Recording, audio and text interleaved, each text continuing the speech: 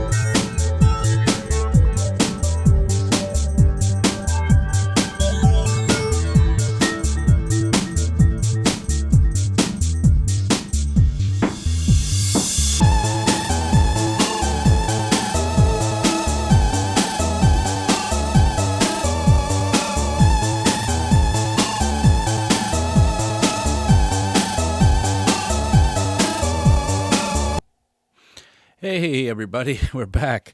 It's Friday once again, and I'm here on 343 TV. My name is Abe Duque. I am an instructor at 343 Labs, and every day at 1 p.m., 343 Labs brings you 343 TV every day except for Sundays. We have shows that cover everything you might want to learn in the electronic music space, and the recording space, and the DAWs, and mixing and mastering, sound design. We do it all. I'm here on Fridays. This is my show. This is Production Basics. We have shows, again, like I said, every day at 1 p.m. So let's just get right back into it. So thanks for coming back again. I see everybody back in the chat. Even people that I haven't seen before, which is very nice. Again, I'm monitoring the chat quite readily. Or I try at least to do all of this and also look at the chat. So if you guys have any questions or any comments or anything you want me to comment on, please just drop it in the chat, and I'll try to get to it. So in the last few weeks, we had been discussing the several ways or a lot of approaches towards dealing with vocals, and I think we had a great show run with that. If you missed them, I did everything from just cleaning them up to basic compression to adding layers to them, ways to treat them with reverb and delay, just different approaches altogether. Those videos are on our YouTube site, on our YouTube channel. If you want, come and have a look and maybe watch them, because I think they're going to become very a lot of people have been very happy about those videos, because it just kind of gets to a lot of the things that you guys want to know when it comes to dealing with vocals. Today we're going to switch it up. Today we're going to, I've told you that I like to do now 3 shows in a row that have to do with a particular topic. And now we're going to go back to something else. We're going to switch gears altogether, and we're going to go back to the gear. Switch gears and go back to the gear. I have a whole setup here. Let me show you what I have. I have a whole setup here that I had set up kind of this thing here for a show that I did covering for John Selway a week or 2 ago. And now I expanded it with some other stuff, and I even changed up the rack a bit and added some new devices inside the rack so that we can maybe find ways to have some fun with it. I started preparing some stuff, and I did it in conjunction with my DAW. So I have Ableton going here, and I have Ableton running some of the devices here. So it's not a pure Eurorack setup. It's not a pure analog setup, or let's say a DAW-less setup. I as you know, if you've watched me before, I love the DAWs and I love the gear as well. And I don't think they have to be enemies. I think you could actually have a lot of fun with them together. So let me show you quickly what my DAW looks like right now. Right now I have just a couple of channels running a couple of parts. So I've managed to get the Minotaur is here. I wrote a few patterns for it, and I have this Mother 32 here, which I did the firmware upgrade. There's a firmware update that I wasn't aware of, 2.0 or actually 2.001 or something like that, which does some really great things with it. One of the things that you could do with it is you could turn the clock off, which really annoyed me always because you always had to run it with the internal sequencer. And I don't love the internal sequencer. I mean, it's a nice internal sequencer, but I think that internal sequencer, it's a little bit less intuitive for my taste. And since I'm always playing with different things, I always learned the sequencer and then go play with something else and come back and have to relearn the sequencer. So now I just have it set up so that I can have my DAW control it, which is very nice. Anyway, let's see. What else do I have here? Let me show you my overhead again. I have, so this is the Minotaur. This is Moog. This is the Mother 32 from Moog. This is the DFAM from Moog. Okay. The DFAM is, if you've watched the show I did for John Selway, the DFAM is probably one of my favorite devices in the last, I'd say, 10 years to come out. It's amazing. It's not a drum machine and it's not a synthesizer. It's somewhere between a drum synthesizer pattern maker, which is, it's good because it really doesn't do anything that most devices are meant to do. And that's really fun for me. And when you turn the knobs on this thing, you can get to so many places so quickly. I love it. Over here in this section I replaced completely for today's show. And I'll tell you what it is. And I haven't even patched it or got anything going in there. I have an Akimi's Castle. This Akimi's Castle is there was a chip on the Sound Blaster card. I remember, if you guys remember maybe 15, 20 years ago, what a Sound Blaster card is. It's a card that went into your PCs for sound. And they had a chip in there that had an FM synthesizer on it, based on the Yamaha FM synthesizers of the time, all the way going back all the way to like the DX7, and that chip was quite amazing that Sound Blaster had it on there. Anyway, they took those chips and they repurposed them and put them in these Akimi's Castle. So this is a 4-voice or 4-operator synthesizer, FM synthesizer, and we'll see if we get that going. Simple Sam says Pepper Ridge Farm remembers Sound Blasters XL. Yeah, the Sound Blaster XL, right. Let's see what else people are saying in here. Oh, people are just talking to each other, which is nice. This week's giveaway, by the way, is a 3-month subscription to Splice. And there's the link in the chat.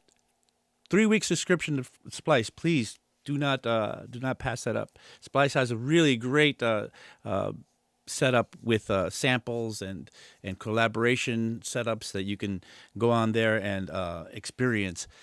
One of the coolest websites there is, and coolest, they don't only do collaborations, they don't only do samples, but they also rent you at VSTs. They sell VSTs. They have lots of curated lists of the best VSTs. Even they have curated lists of like the best free VSTs. Have a look. It's actually really good. Anyway, so what was I saying? So yeah, I have this Akimi's Castle. And I'm going to be powering it for sequencing with this Stilson Hammer. The Stilson Hammer is the sequencer, and it's probably the only thing that's patched in right now. It's a Stilson Hammer sequencer. It's an analog sequencer. It's a step sequencer, which I'll show you how that works a little later. And then I'll need I won't really break down all the little bits and bits of Eurorack, because if you want to go back maybe, I don't know, 8 shows ago, I did a whole 3 series on Eurorack and how to patch Eurorack stuff and how to get going with Eurorack, where, the basics of it. So if you're wondering, maybe you could go back and watch that and have a look at what that's all about. But we have here, I have an envelope generator, which I'll need, and then I'll have a VCA, which I'll need. So the envelope generator gets the trigger from the Stilson Hammer, and then I can decide what type of envelope shape that trigger can become with the attack and decay. This shows only attack and decay. It's not an actual ADSR. It's just an AD, which is fine. I actually kind of enjoy the ADs a lot. And then we have it's basically an amp. It's just what's going to take that signal and make it happen over time, make the volume go up and down over time.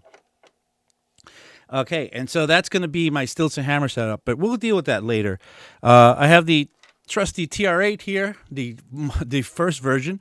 A lot of people have the TR8 Mark II or the TR8S, I guess they call that. That thing is great, but I think I love this thing the most because it's the cheapest if you wanted to get it, and it's so what you see is what you get, meaning everything on the, there's no menu diving at all. There's just, knobs and faders, and what you have is it. And that really that's invaluable to me, especially when I'm trying to make a live performance. Let's start some music here. Let's start my DAW. Start Ableton here. So I have right now my 303, a TT303 here. Okay, this is a clone of the original TT303, the TB303. This is the TT303, sorry.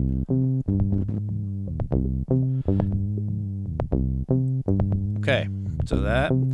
And then I have a little bit of maybe kick drum here from the TR8.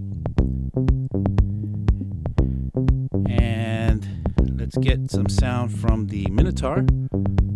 Let's see.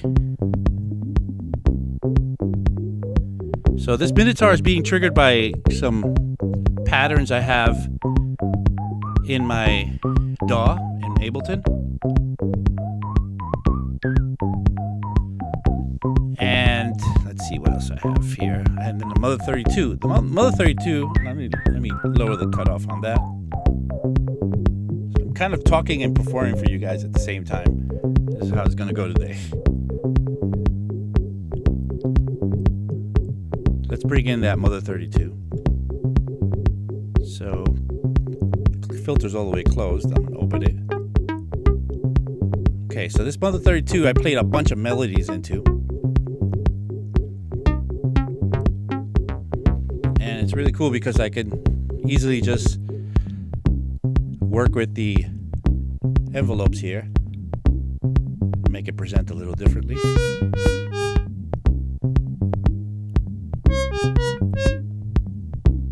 Okay, make it a little closed here.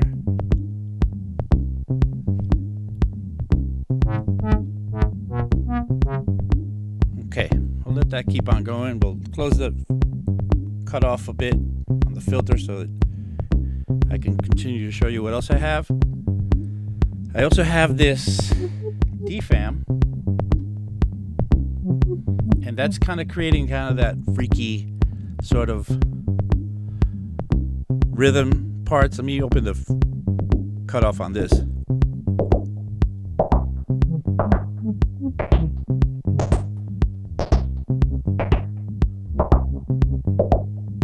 F-Top says, God, I wanted that Moog Trio so bad.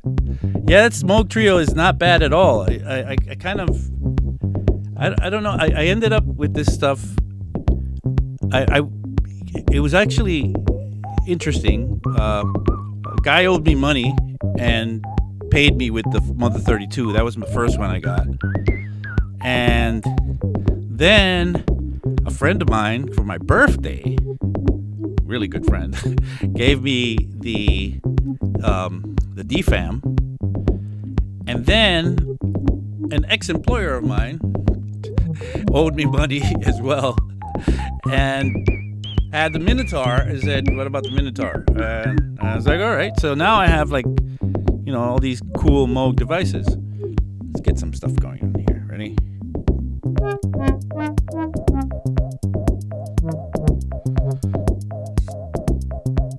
Got that hi-hat.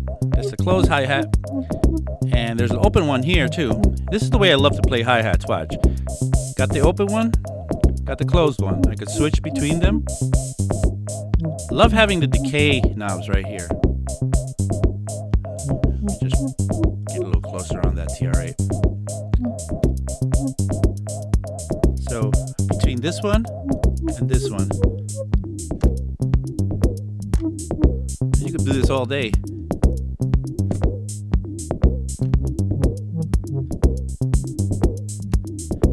And then one of my favorite things to do is always play with the decay on these.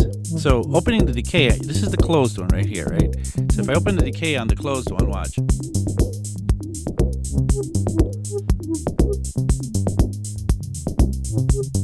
Now I'm going to do the open decay, watch. Closed, open, between closed and open. And I can make these kind of very organic sort of hi-hat patterns. Oh, wrong ones. I had a clap here.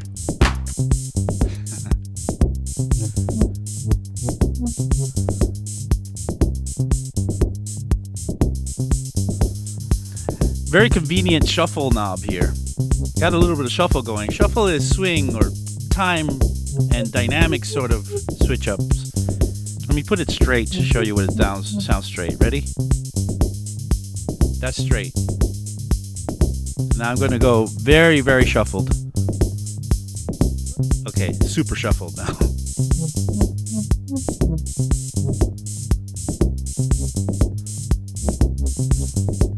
Let's get a little less shuffle. And let's go back to straight.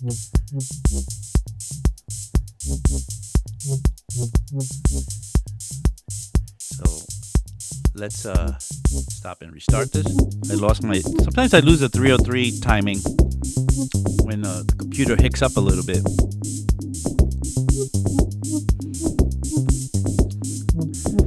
Okay. That's hi-hats. Got a snare here. Should have a snare. Snare is on the mixer here. Let's put a little bit of reverb. So I have these. That's delay, sorry. That's the reverb. So I have these outboard effect units. I think one of them is off on the left side. But they are kind of right on my mixing console. Hold on, let me show you my mixing console. So here's my snare, and I'm able to do this, do some dub,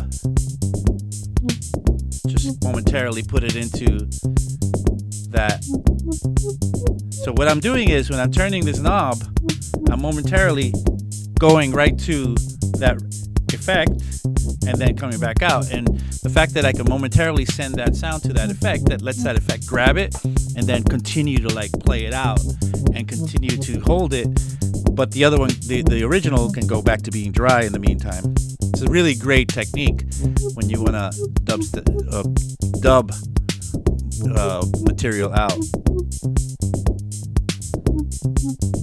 Okay, there it is. I just had it to send a little bit of a. So now my left and right is working again. I set the kick drum to the left and right effect, and it kind of fixed it. The right side wasn't making contact correctly. All right, let's turn these off. Let's get a little bit of this happening. Let's play with the 303.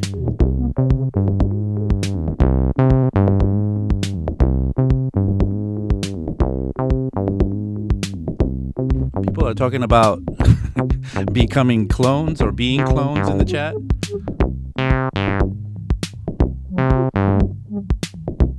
Let's open up this guy a little bit.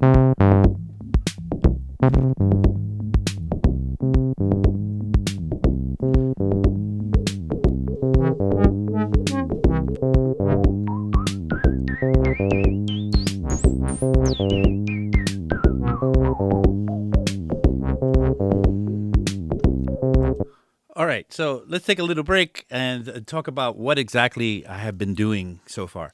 So let's look at my DAW. Because this is the control center to everything. So unlike some people that want to just get the gear and just play with gear, I've done that. That's fine. I can do that, all day and all night if I want to.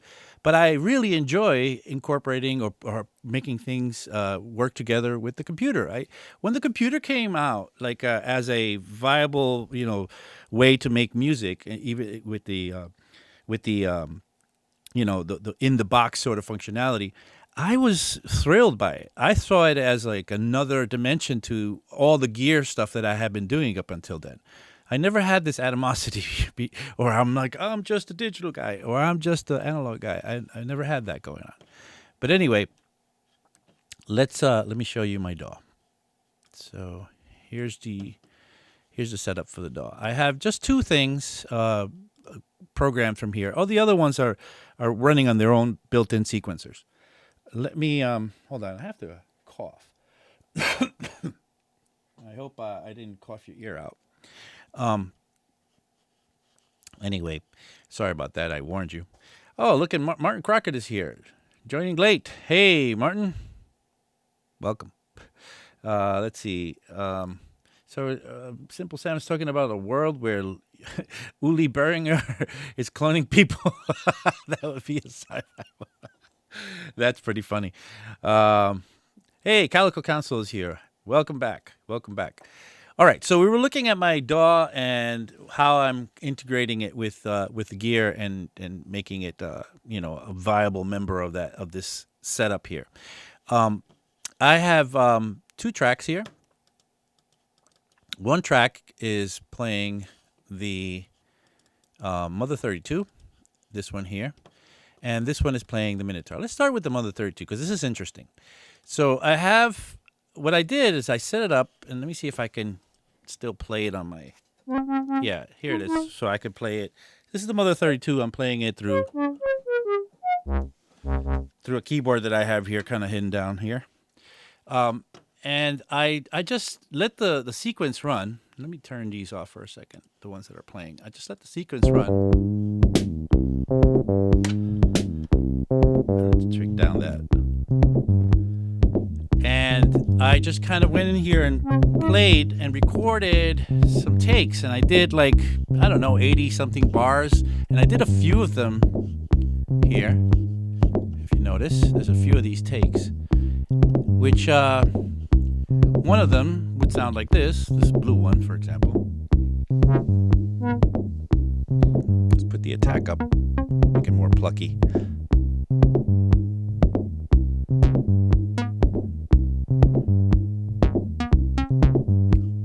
Okay, but let me do it for you. So here's the kind of the way that this went. So I hit record, and I'm not worried about it, and I just started to maybe pluck around in here and play. Now I'm trying to talk to you guys at the same time as I'm doing this, so it's not going to be, perfect. One good thing is that I have it set up to record quantization. So everything that I play out of time is going to be kind of, recorded in there.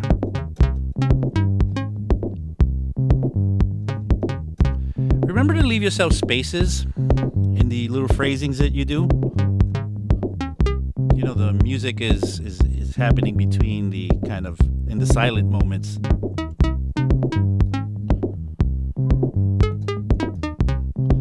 And as you can tell, I'm not playing it perfectly.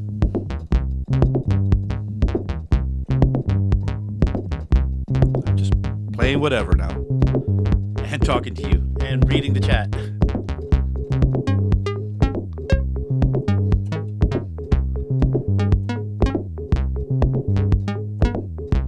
All right, that's enough recording for now.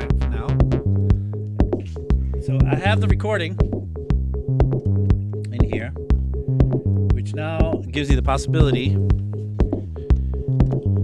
of playing it back, of course. There it is. And I'm just going to take that.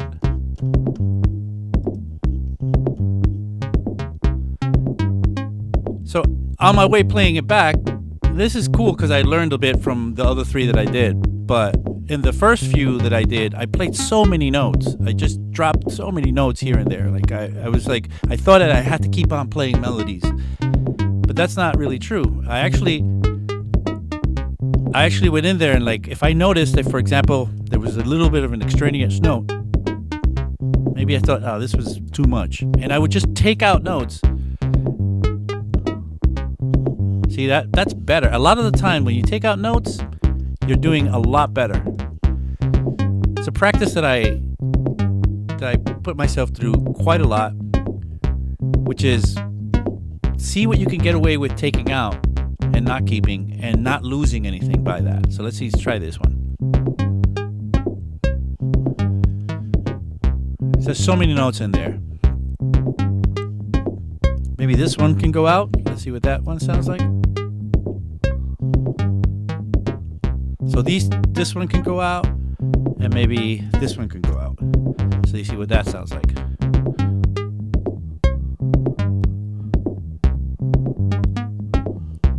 Maybe too many notes here, and maybe too many notes here. And these repetitive ones I'll leave be.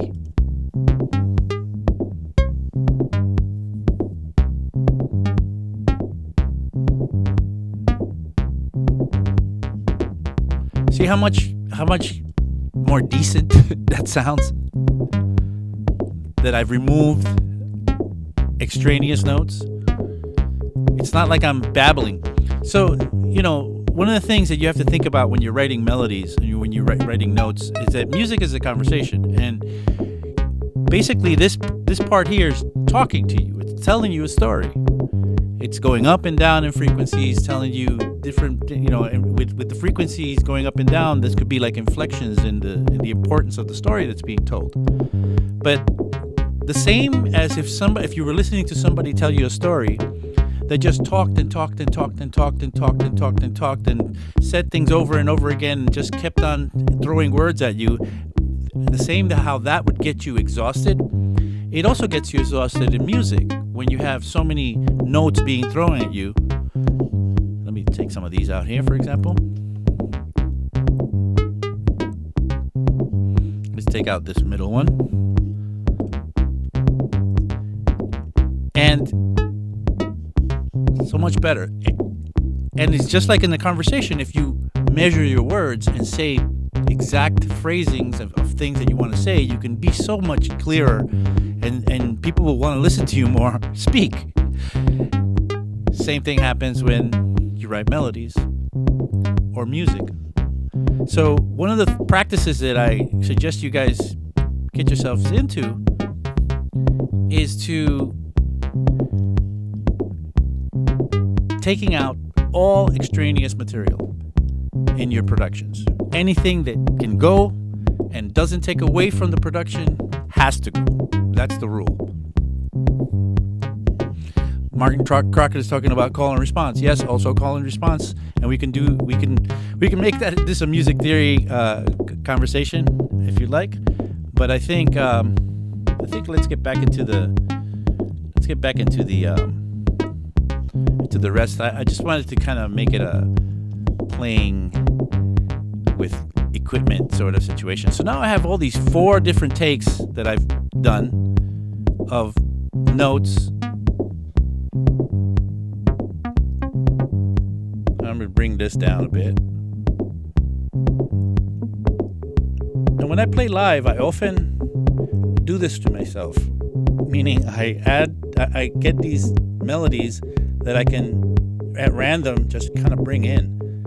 So right now, if I close it out by closing the filter, you won't really hear anything. But when I want the melody to come back, I can just open that back up and then close it again. All I needed was that. And this is kind of a hacking, kind of surfing way of playing live, but you got to develop ways of kind of keep it interesting, to be able to keep it interesting while you're playing live.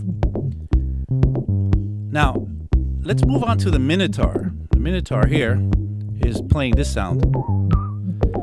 And you'll see that it's playing here. I have 4 different patterns playing. They're not that very long. They're just short patterns that I've grabbed and got going there. But you'll see that they have these special little arrow keys or arrow icons on there that have little lines through them. This signifies something very interesting going on in here. And that is that there are follow actions set up. Get some hi-hat in there. Let's see if we switch the pattern. And back again. So what are follow actions? Follow actions are very important to play with, especially when you play live. So let me get to show you the follow action setup here. So I have, I could actually do all of these at once. If I click on one and highlight them all, I can actually see the follow actions that I can get going. If you are working with Ableton 11, you have to kind of open up this little arrow key here so that you can see the follow actions going on. And what they are is, let me stop this playing for now. What follow actions are that they're set up so that when you play, now the follow actions are technically always kind of there, especially in older versions of Ableton. But in the new one, in 11, you have to kind of turn it on here. And what happens is it says, okay, set up a follow action. Well, next, meaning the very next clip, play that very next clip, and give it a 100% chance that's going to happen after 16 times this the clip played originally. So if I click on this clip will play 16 times, and then follow this action, which is go to the next, and it'll be a 100% chance of that happening. Now I could set up another follow action on the other side here. That would be, let's say, play the previous one, or play it again, or do some random stuff, play any other clip, any clip or any other clip. You can have that happen. And let's say I set up any clip, right? And then I move this slider to set up the odds of it happening. So now there's a 50-50 chance of it either going to the next clip or going to any other clip. That's how this is set up. 50% chance, or maybe there's more. There's 90% chances of happening here. Only 10% chance that it'll go now into the next clip. That's how the follow actions work, and you could set up 2 of them per action. In the older versions of Ableton, like in Ableton 10 and 11, and 9, and before that, you had a kind of a odds-based thing where it was the odds were this versus that, 300 to 2, or 575 to 212. It was a weird setup, and I think this setup makes a lot more sense, where you could just slide it and say, okay, the chances of it happening are this or that. Follow actions. And so what I have now is that basically this part here is playing, this blue one is playing, but after 16 notes go by of that, suddenly it'll switch to the next pattern. Let's wait 16 times. I don't know how long I have to wait now, but eventually, within like a few bars, it will jump into the next one. Oh, and it jumped. So now it jumped to this one, now it's playing this one, and it's about to play that one. And what does this do? Well, it's kind of a secret robot friend helping you play in the background. And it switches up the music for you, so every 16 bars, this Minotaur is going to play a slightly different pattern. So it's kind of another helping hand to get you going when you're playing live here. Let's play with the 303. I have one pattern, but I could switch the pattern. Let's try another pattern. I wrote all these patterns here kind of fit with this little jam. So if I jump into here, that would work, but I would be switching off switching up the energy completely. Let's go back to something that's a little more.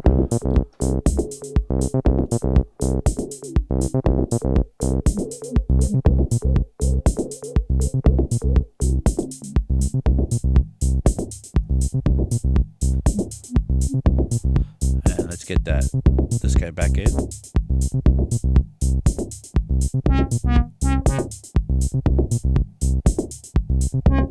Let's play with the DFAM now. Alter that weird percussion in the background.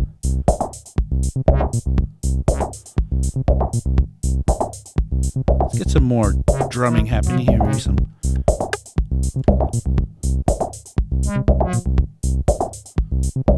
By the way, I should say this while we're playing. Let me lower this. You're watching 343 TV. This is my name is Abe Duque. I'm an instructor at 343 Labs.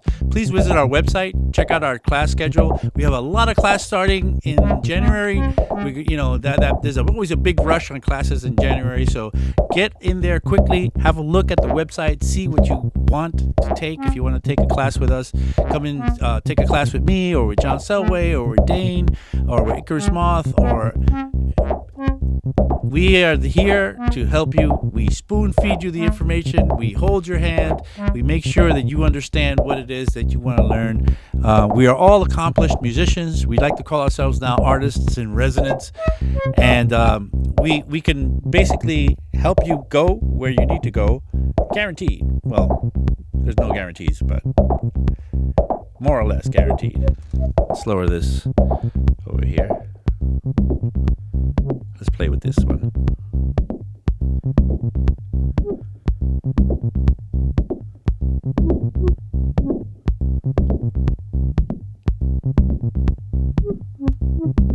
Let's do a little of this.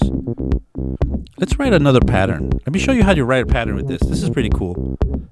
So I'm going to go to this pattern here. And while it's playing, I love it. I could do this while it's playing. I'm going to come in here and hit clear. Patterns disappeared. There's only the beat now, which I'm going to open the decay more on that bass drum.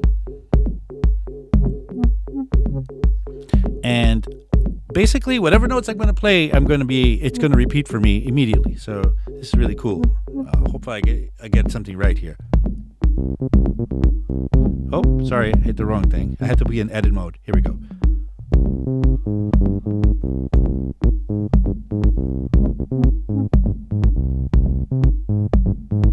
I kind of didn't like that, so I'm going to do it again.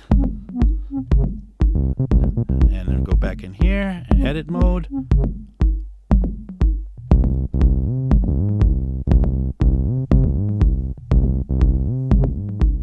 Restart.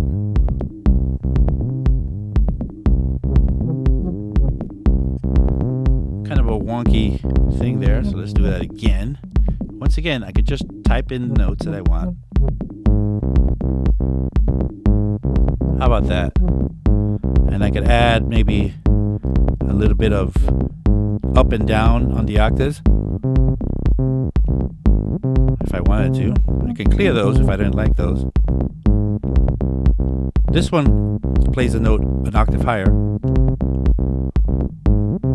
And these add accents, which I can work this way, and slides if I wanted that. Now there's no slides on there, so there's a lot of notes playing. I kind of like that. Well, that's pretty cool.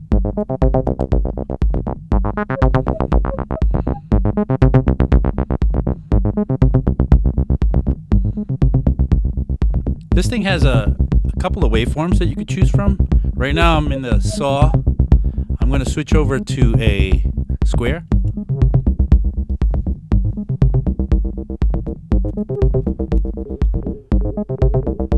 I actually kind of like that better for this track. Let's play with the effects on this. Oh, that's reverb. Let's try. That's a delay. Remember, these are outboard delays and reverbs that I've set up on my rack over there.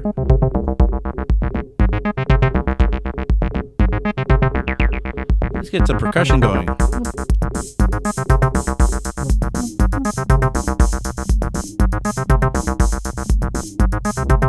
Some snare.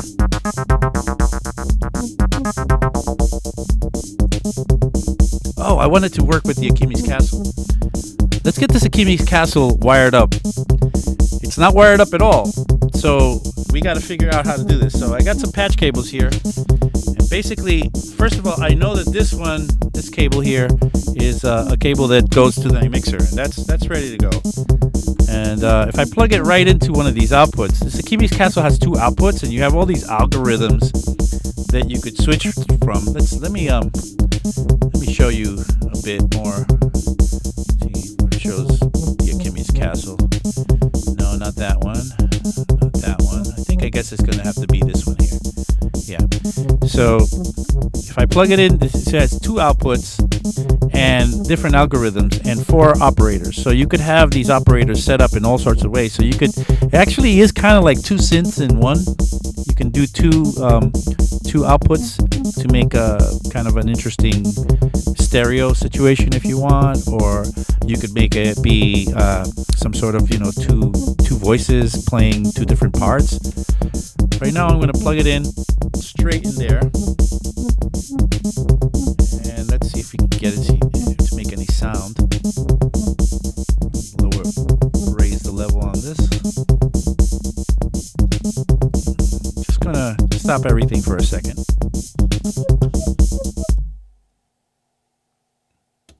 And this is plugged in. Oh, you know what's happening? It's muted. Oh, we don't want that. Okay, that's FM at its craziest. Let's lower some of this stuff here and get this back in there.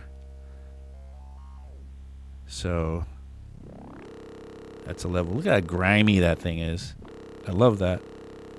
So that's that. And if I want, I think that's the carrier. Oh, this is the carrier. And this is the modulator here.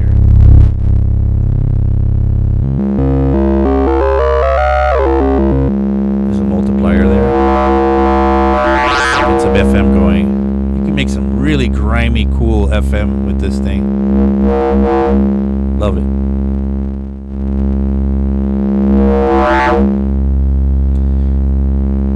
Very crunchy, as Simple Sam says.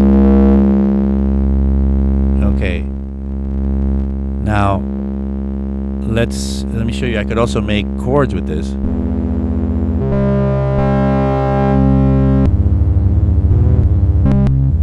It has like built-in chords that I can play with it, which is really fun.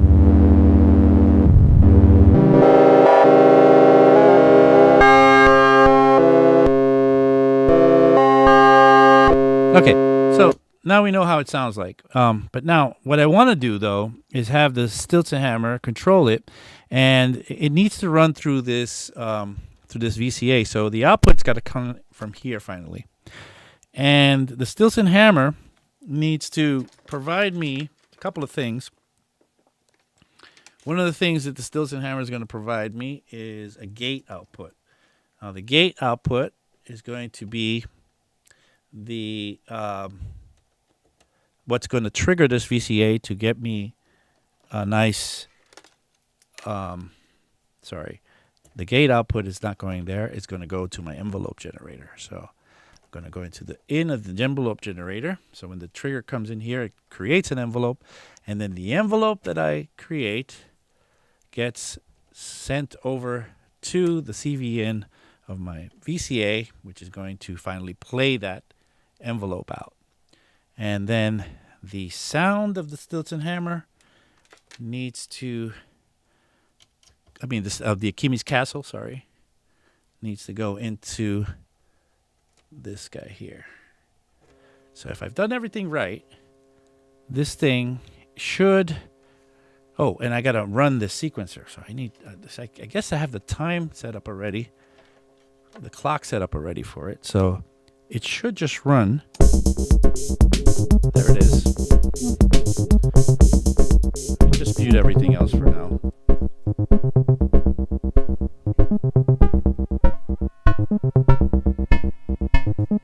Take that 303 out as well. So I have, what I want to do is change the number of gates. So I have like a few notes playing. Like 5 notes. I've looped it at 5 notes so I can get that kind of techno polyrhythmic sort of thing going. And let's get some CV. So I need to change, the CV is not working because I need to send the control voltage to the Stilton hammer's 1 volt per octave input so I can get that going now. That was great. So I have the sequence is controlled here. The sound is controlled here. sick. Let's add some effect to it. Whoa.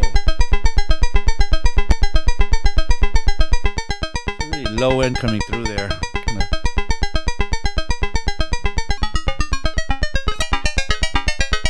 Oh, that's pretty nuts. And so what's happening here is that the trigger of the Stilson hammer for the note is coming into this envelope generator. And if I close the decay, I get short notes. I open the decay, I get longer notes.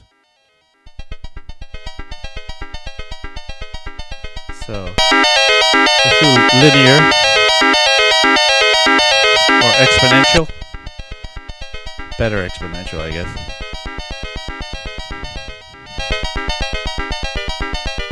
And this is the attack. Okay, so that's that. Let's get that out of the way and let's get these guys back in there.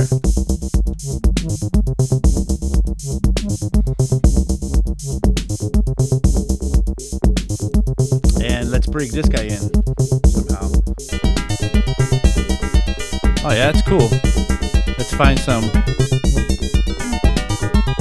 weirdness that we can make happen here. Shorten that. Make a crazy sort of melodic percussion sort of sound. Let's throw this into the delay.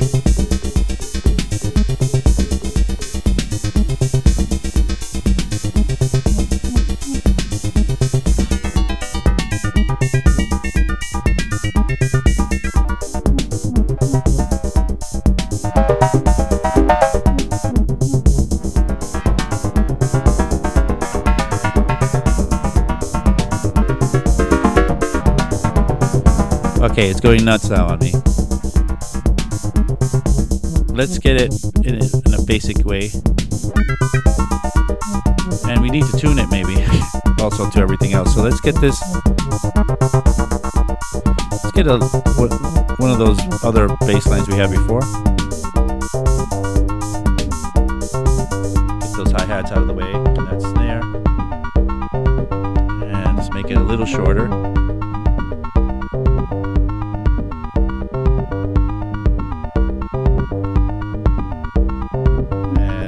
Too loud, baby.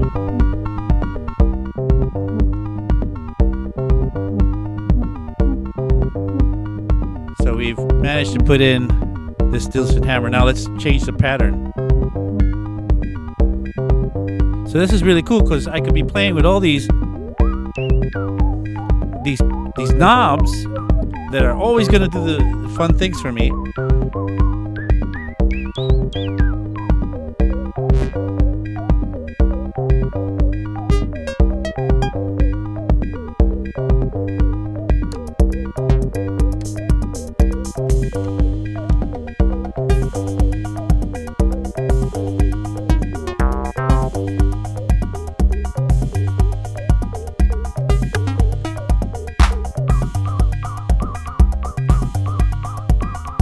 Believe it or not, this is harder than it looks, talking to you guys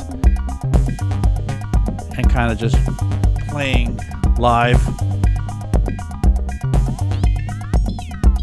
I'm tuning it now. This is the tuning knob. And a lot of times when I play out, I like to tune things live. Why not? That's all the chance you have sometimes.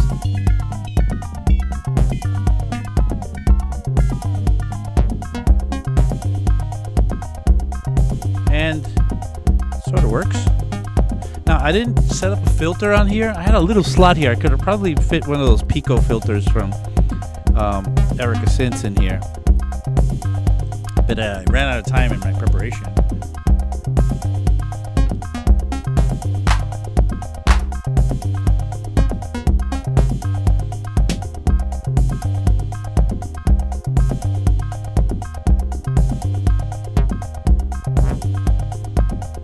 Switch the wave shape here in this one. Get a little bit different sound. Add some noise to it.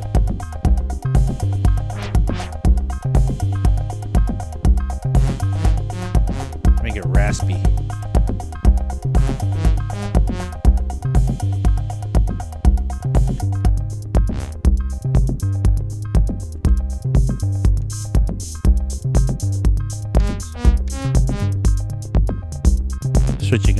drum pattern, a little shuffle, and maybe bring up that Minotaur. Oh, Max just got here. He's late. He missed it. He missed the fun. It's Fun Fridays. I'm playing live for everybody on Fun Fridays.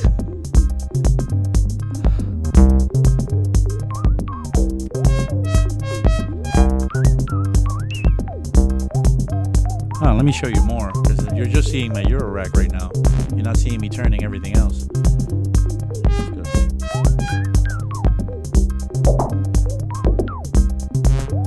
I always tell my students, when you try to play live, remember that you have two hands.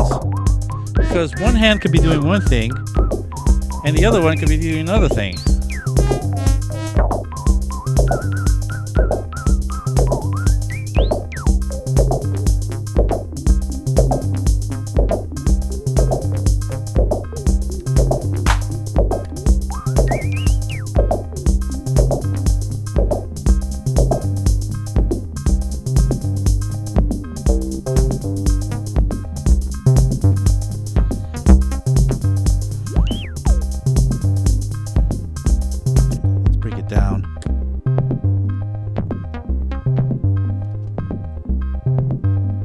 That Akimis. Let's do some weirdness with it. Make it a little louder. Add some effects to it. Take it out. Let's see what this one's playing.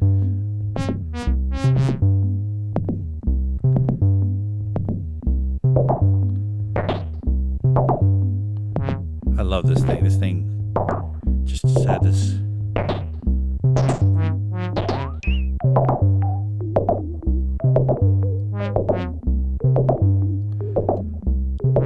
Bring the kick drum back.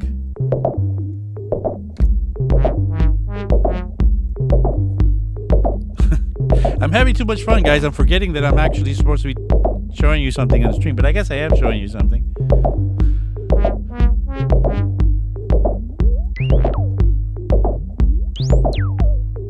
Hey, if you guys like what you're seeing, maybe you could hit the like button. You know, I like to impress my friends with the fact that I get a lot of likes on my videos. That would be really nice. And please subscribe to our channel. Let's see what we are. Wow, we're at 20.7K. We'll be at 21K soon. Definitely before the end of the year. Damn. That's really cool. So subscribe. And maybe share, hit the notification bell, do all that fun stuff. Tell your friends, tell your mom about our streams and our school. Visit 343labs.com or 343labs.de if you want to go to our German website, which is also in English. Do I ever use pedals to control the hardware? That's a good question. If I have available pedals, I would. Yes, I use pedals a lot. I mean, even just effect pedals like this guy here that I have just sitting around. I have tons of these pedals. They do tons of things, and a lot of times in a live show, you just set up. Like right now, this is like a mini setup for a live show. I could imagine setting up a whole couple of big tables, and we've done it before in the past. With John Selway, we toured as the Rancho Relaxo All-Stars, and we've had tons and tons of gear on tables. And we had a situation one time we had like 4 or 5 303s at once playing, a show in Detmold in Germany. I've never heard of Detmold before, and I never heard of it since, but we were at Detmold at an ambient festival there, playing some really cool stuff in the 90s. This was in the 90s. Anyway, let's keep going. And let's play with the decay. Remember, I love to play with decay because you could switch it up so nicely. Tune them a little differently. Tune them down. So open decay for the open hat, closed decay for the closed hat. But now I'm going to switch it. See how that gives you an alternative? Play with the shuffle. Okay, something is off. Restarting it again. I lost a little bit of the of the sync there. So it happens when you play out live that you lose sometimes the sync, and most of the time you don't have to panic. It's very easy to turn something off and back on again, especially if you count in your head.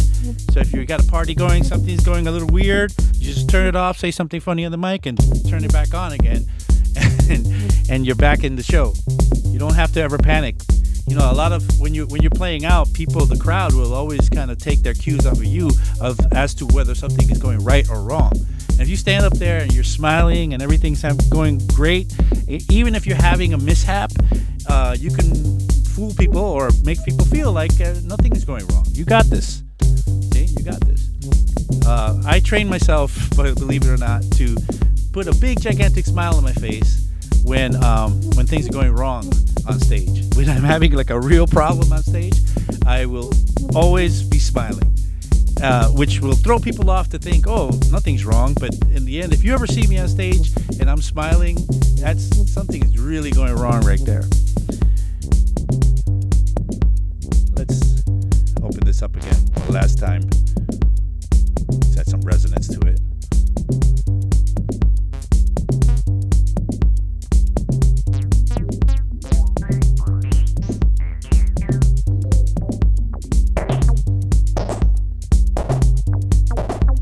Anyway, I think that's all the time we have for today. We're running out of time. I need to tell you guys one more time. This is 343 TV. We are a school, 343 Labs, that has also a channel where we stream every day at 1 p.m. except for Sundays. We don't stream on Sundays. And you could check us out. You could check out our channel. We have so many videos now. I mean, you could spend a whole year or two watching videos on our channel. We do because we do this all the time, and we try to bring you some quality content. We try to really show you what it is that we do, firsthand, live, so that it's not curated in any way, it's not edited in any way, so that you could see what it is you get when you sign up, for instruction with one of our instructors here at our school. Everybody you see at the 343 TV is a instructor at 343 Labs. So when you sign up for classes, you're going to see us doing the same thing you see us doing for you live on the stream, in person with you, back and forth, both at our schools in Berlin and our school in New York, which is great. I love the school in New York. The school in New York is looking great, and we're getting these new window walls, these kind of glass wall that's going to be there. That's kind of modular. It can actually come apart and make it for a bigger space and a smaller space. It's a beautiful location. Come and visit us and just even look at the location. It's beautiful. Or if you can't come to Berlin or to New York, come to the internet, where I think everybody can be. Anyway, that's all we have for today. I'm going to end the show. Thank you, and I'm going to keep on going a bit with some gear stuff. We'll see what we do next week. We'll, maybe if you guys want to have some wishes, you can write them in the chat or in the comments. Write in the comments any questions you might have for me, or anything you want me to cover, anything you want. I'm very happy to do that, because it makes me, it frees me from having to think, will they really want to hear this or know about this? If you ask for it, then I'll feel confident that I'm, when I'm telling you about it. So please come back on Friday. Thank you so much, and see you next week.